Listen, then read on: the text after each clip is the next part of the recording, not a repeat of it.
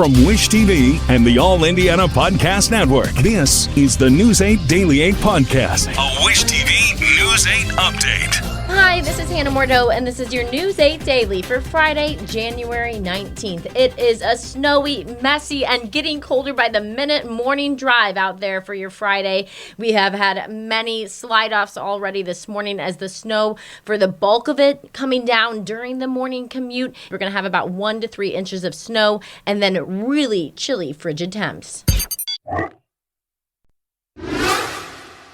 Daybreak's top stories include those travel conditions. The first orange travel watches have been issued in Indiana. LaPorte and Washington counties had watches issued at around 7:30 this morning. That's the second highest in the 3-level system and means essential travel only in those counties, including to and from work.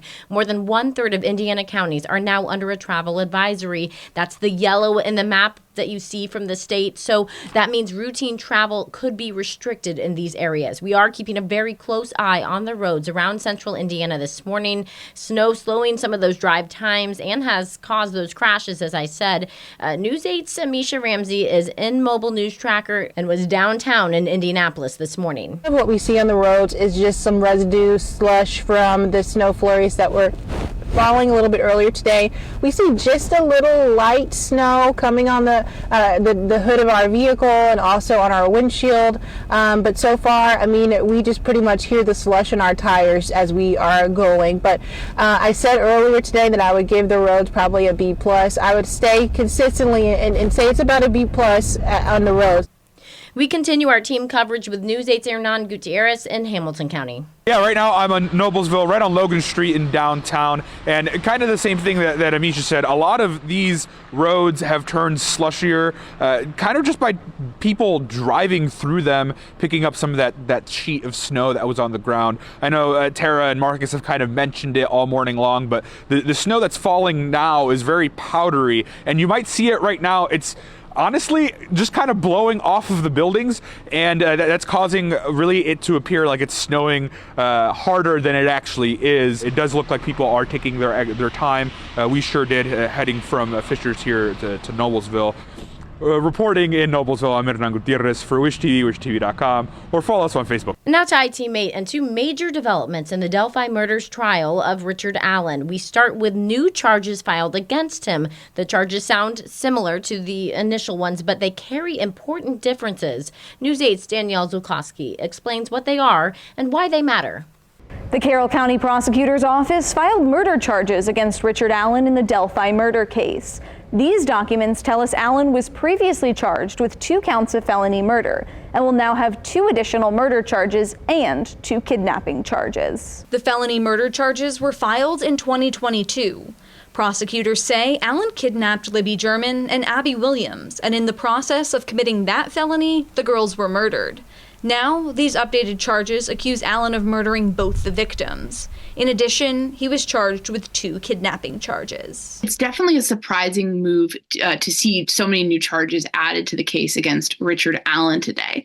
And what we're seeing is not necessarily new information. We're seeing, in addition to what is essentially felony murder, he's now being charged with murder and kidnapping. Before, he was being charged with kidnapping that led to a murder. So all they had to prove was the kidnapping. Kevin Greenlee is an attorney. He is familiar with the Delphi case because he hosts the Murder Sheet podcast alongside Anya Kane.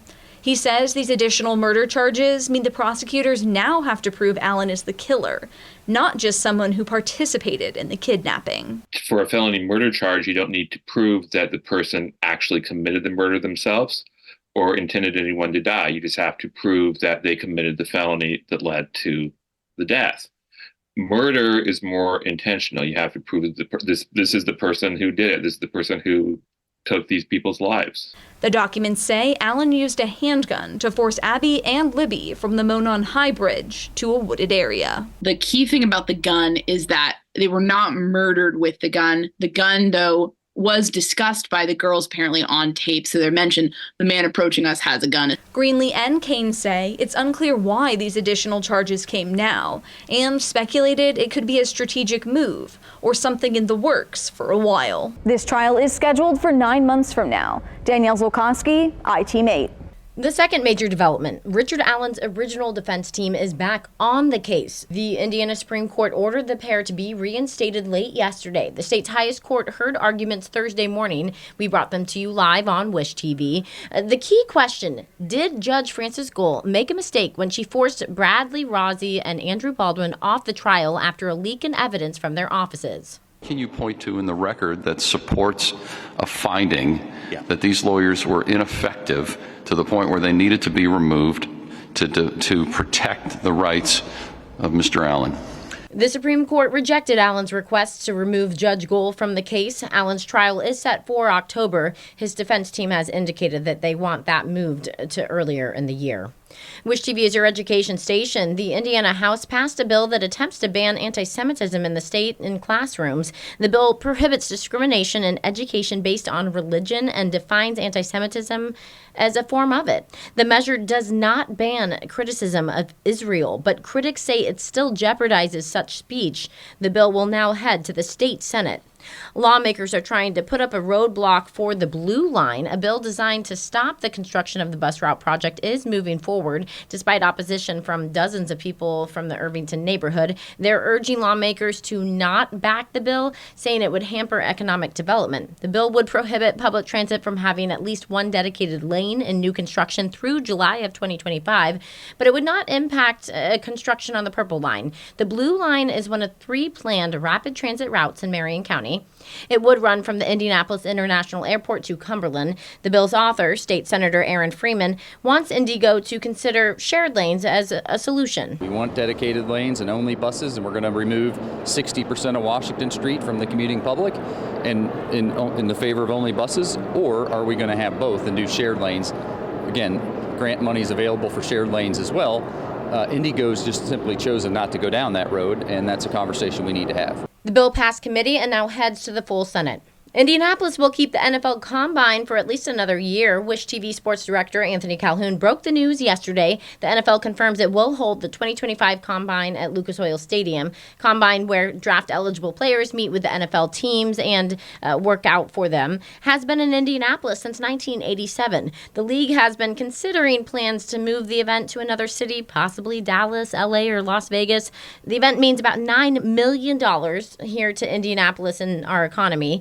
This year's Combine is scheduled for February 29th through March 3rd at Lucas Oil Stadium.